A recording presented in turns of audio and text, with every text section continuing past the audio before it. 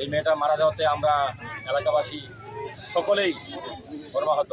তো আমরা এর প্রকৃত বিচার চাই, মাই হত্যা ফাঁসি চাই।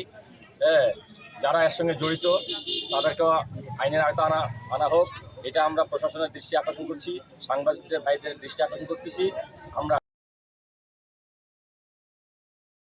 বিশেষ করে এই এলাকায় প্রশাসন যেন জনগণের নিরাপত্তা, জানমালের হেফাজত ইত্যাদি বিষয়গুলা তুলে ধরে এবং একটা আলোচনা করে সুশীল সমাজকে নিয়ে, এটাও প্রত্যাশা করি। এবং দ্রুত এর বিচার আমরা কার্যকর চাই। এবং আজকে যে আমাদের অবরোধ মানববন্ধনের যে কার্যক্রম, 72 ঘন্টা আমরা একটা আলটিমেটাম দিলাম। এই 72 ঘন্টার মধ্যে যদি মাই হত্যার কোনো সুরাহা না হয়, তো আমরা সামনে কঠোর থেকে কঠোরতম আন্দোলন। এই মুহূর্তে আমাদের এই সকল ভাইদেরকে আমরা এই যে আমরা আন্দোলনে যারা শরীক হয়েছে তাদেরকে আমরা ধন্যবাদ দেই।